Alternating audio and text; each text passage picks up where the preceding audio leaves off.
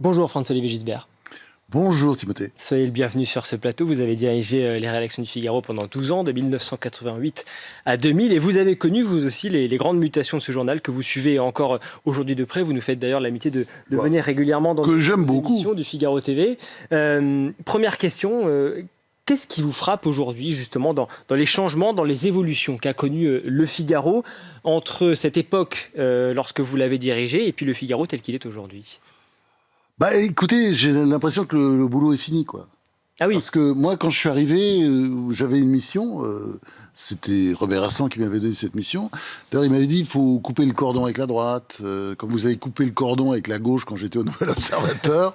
C'était vraiment ça qui me disait les choses comme ça. Je compte sur vous pour ça. Bon, après, vous essayez d'être gentil avec les journalistes quand même. Ah, c'était votre mission. Parce que Robert Arsan, le big boss à l'époque, le proprio, qui était très honnête en même temps, parce qu'il disait, ces gens, ils ont fait ça sur mes ordres. Donc, il faut les respecter. Mais bon, en même temps, il faut faire autre chose. Peut-être que vous êtes obligé de le faire sans eux, ça on verra. Mais s'il vous plaît, ne prenez pas de gants, parce que c'est la mission que je vous assigne, mais en même temps, essayez d'être gentil avec eux si vous pouvez. Et alors, vous l'avez fait ? Oui, parce que simplement, c'était compliqué. Des évolutions comme ça met du temps. C'est normal. Je suis resté 12 ans, mais j'ai eu plusieurs places dans le journal. J'ai fini, en fait, j'étais beaucoup au Figaro Magazine à la fin, et c'est un moment absolument merveilleux. Enfin, j'ai circulé un peu, mais parce que quand vous êtes directeur des rédactions, vous n'êtes pas grand-chose. J'ai fait le quotidien pendant disons une dizaine d'années, un peu moins, non, peut-être 8 ans. Et vous étiez ensuite... Et puis après, j'ai fait à la fois le quotidien, parce que j'ai une espèce de bureau là-haut, du côté de la rue du Louvre. C'était un bureau d'Ersan, d'ailleurs. Ce sont les anciens locaux du Figaro, rue du Louvre, effectivement. Oui, tout là-haut, il y avait un bureau d'Ersan que j'ai occupé pendant quelques temps. Et vous avez ensuite... Qui était, après sa mort, et qui était un bureau très compliqué, avec des accès très compliqués, puis une porte pour sortir par derrière, au cas où il y avait, comment dire, un petit problème avec les syndicats, vous savez, qui aimaient bien prendre les patrons en otage à l'époque. Et bon, voilà. Alors, c'est vrai que quand je lis le journal, oui, j'ai l'impression que voilà, tout est... C'est bien, quoi. Mais il y a encore alors que quand j'y étais, alors peut-être que je lisais le journal différemment, je voyais toujours les trucs qui n'allaient pas. Ah non, mais ça, c'est pas bien, ça, c'est pas bien, etc. C'est vrai que je suis peut-être meilleur client ou meilleur lecteur que je l'étais parce que quand on dirige, on voit tout de suite les trucs qui vont pas.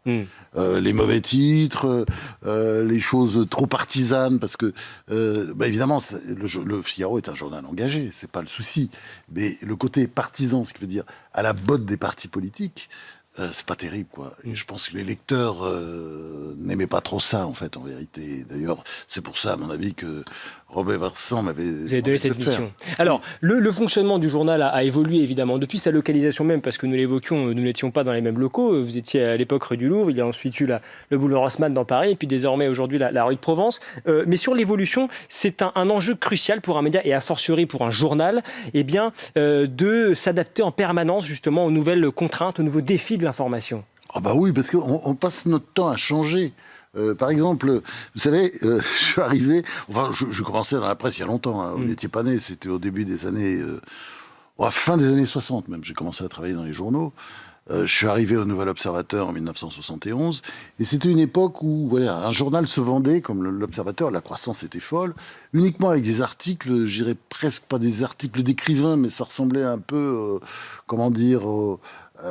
mélange de littérature et de journalisme. Fallait que chacun, fallait écrire bien, on était un peu en dehors du journalisme. Et lorsque vous dirigez le Figaro, c'était quoi les grands enjeux ? On pouvait avoir des opinions différentes, vous voyez. Puis après, brusquement, les ventes ne marchaient plus, donc on disait il faut faire du service. Vous voyez. Puis après, le service ne marchait plus, ou il fallait faire noter. C'est-à-dire qu'il y avait toujours quelque chose qui n'allait pas, parce que la presse, c'est par définition un métier, mais c'est comme plein de métiers. Il faut toujours revoir la copie.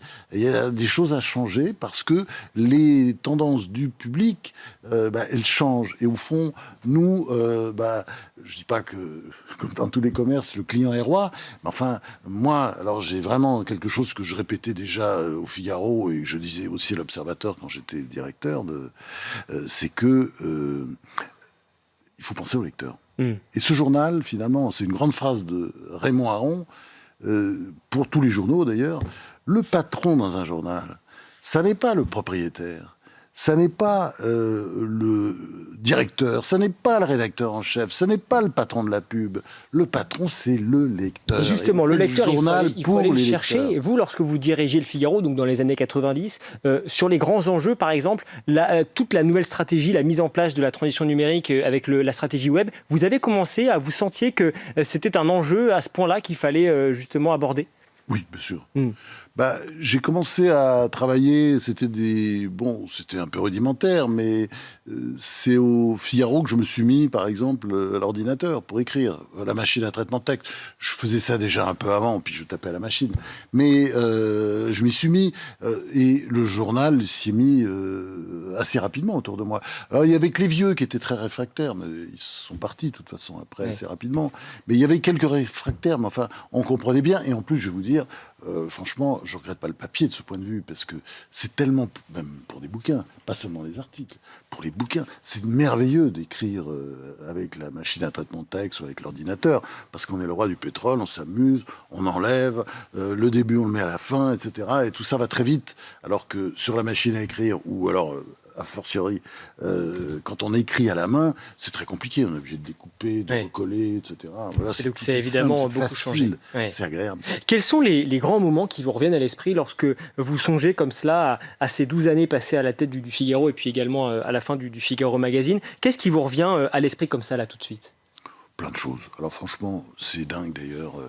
Des moments, peut-être le moment journalistique le plus fort pour moi, j'en ai vécu plein, hein, mais le moment journalistique le plus fort, vraiment, je pleurais, je me souviens comme une madeleine, c'était la chute du mur de Berlin. Alors ça, j'ai lu ça quelque part. C'est vrai que vous avez pleuré en écrivant un article sur le mur de Berlin. J'ai pleuré tout le temps, c'est-à-dire que c'était très compliqué. J'étais pas le seul, hein.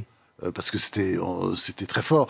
Parce que moi, contrairement peut-être à beaucoup de confrères, j'avais été souvent en Union soviétique à l'époque, et puis aussi en Allemagne de l'Est. C'était quand même le malheur.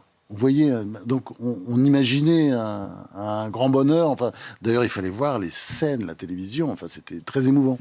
Donc, je me souviens, et c'est là aussi la force de ce métier, c'est-à-dire que, ce sont aussi des histoires humaines. C'est pas du travail. Non, mais c'est pas du travail. Vous êtes heureux d'être là, d'assister à un moment, de partager, etc. Il y a aussi la visite du pape Jean-Paul II. Je me souviens. Là aussi encore, j'ai pleuré. Ça sent l'édito, et qui était d'ailleurs qui était un peu contesté à l'intérieur. C'était gentiment, hein, c'était les gens qui n'étaient pas chrétiens disaient mais attends, tu nous embringues dans un truc là. Alors, je suis pas d'accord, mais enfin ils étaient gentils, ils m'ont pas embêté plus que ça. Et certains jeunes journalistes d'ailleurs de l'époque sont encore dans nos murs aujourd'hui. Certains étaient plus difficiles que d'autres à gérer. Oh, je dirais pas ça. Mais vous savez, les journalistes difficiles à gérer, c'est très bien. Tout ce qu'on attend, c'est la bonne copie. Quand on est à la tête d'un journal, on se fout pas mal de leur caractère. Moi, j'ai toujours été comme ça. Et je veux dire, je me fiche pas mal d'ailleurs qu'un journaliste passe son temps à baver sur moi. S'il donne la meilleure copie du monde, je suis ravi et je veux qu'il reste. Vous voyez, je ferai tout pour qu'il reste. Je pense qu'il faut avoir un peu de recul par rapport à soi-même. Et c'est comme tous les quotidiens. Il y a beaucoup de stress. Il y a beaucoup d'engueulades entre les gens, et forcément, les journalistes qui sont pas de nature forcément très, très agréables. Ils sont parfois un petit peu fort de caractère. Hérissons, vous voyez, un peu petit côté porc-épic. Et donc, oui, très souvent, vous quittez le bureau, ils battent sur vous, et vous avez deux personnes qui vous disent, qui vous racontent ce qu'il a dit sur toi. Mais je n'en ai rien à foutre. Oui. Ce qu'on veut, c'est de la bonne copie, des bons articles. Vous avez eu des moments de crise à gérer ? Forcément, parce qu'un journal, il y a toujours des moments de crise. Notamment, il y a eu des problèmes avec une partie du personnel. On peut pas dire. C'était pas la sidérurgie, quand même. Oui. Ça se réglait bien. Après, oui, il y a eu des soucis. D'abord, par exemple, au moment de la guerre du Golfe, le journal, à l'époque, sous Robert Hersan, gagnait beaucoup d'argent. Il faut dire les choses. Hein. Bon, l'argent, simplement, à peine arrivé, il repartait. Il repartait parce qu'il y avait... par exemple, le Progrès le Dauphiné qui avait été racheté avec 0 balles, et il fallait rembourser les emprunts. Il y avait l'énorme trou creusé par François, etc. Il est hors de question pour Robert Hersan de vendre François, mais même, je me suis permis un jour de lui dire... bon, j'aurais pas dû d'ailleurs, parce qu'il était très agréable, hein, Hersan, c'était un timide Donc, bon, il rougissait si vous disiez quelque chose de gentil, vous voyez, un peu le genre de Ah oui. personnage. Donc Mais vous aviez une parole assez libre avec lui dans tous les oui, cas. absolument. Mais assez éruptif en même temps. Ouais. Et il n'osait pas se mettre en colère, par exemple, quand vous faisiez un truc qu'il n'aimait pas, il se mettait en colère derrière votre dos, il hurlait auprès de gens qui en avaient, pour qu'ils vous rapportent la raison de sa colère. Mais là, c'est vrai que c'était absolument incroyable la façon dont ça s'est passé. Par exemple, je vais vous dire, des petits problèmes avec Hersan, tiens. Je fais travailler un jour François Giroud. Il y a une chronique. Je réessaie qu'il y ait des chroniques un peu littéraires. Retrouver un peu la tradition du journal. C'est ce que j'ai fait, moi. Oui. Quand je viens dans un journal, j'en ai fait 3, disons, ou 4, parce que le Figmag, je le compte aussi par les journaux, c'est que j'essaie de reprendre les racines. Pourquoi ça a marché? Quelle est l'identité? Et je sais qu'il y a des gens qui arrivent dans les journaux qui disent « faut tout refaire, c'est des nuls, c'est des cons ». Moi, pas du tout. Je suis très respectueux du passé. J'essaie de parler avec les anciens, de comprendre. Je vais vous dire d'ailleurs, le Figmag, quand je suis arrivé, il était dans un état déplorable. Hein, les ventes, c'était fini, etc. Il avait été lancé il y a quoi? Il y a une bonne dizaine d'années? Oui, avec Hersan et Maurice Baudouin. Après était arrivé Louis Pauwels. Et qu'est-ce que je fais, moi? Louis Pauwels part à la retraite, bon, puis ça part un peu en quenouille. Qu'est-ce que je fais? Je fais venir Maurice Baudouin, que je connaissais. Il devient mon égal. Et on fait le journal à deux. Et lui, il avait il était l'auteur de la formule avec Hersan derrière. Vous voyez ce que je veux dire? Et tout de suite, c'est reparti. C'est-à-dire, le problème des journaux, très souvent, ils ont une identité forte.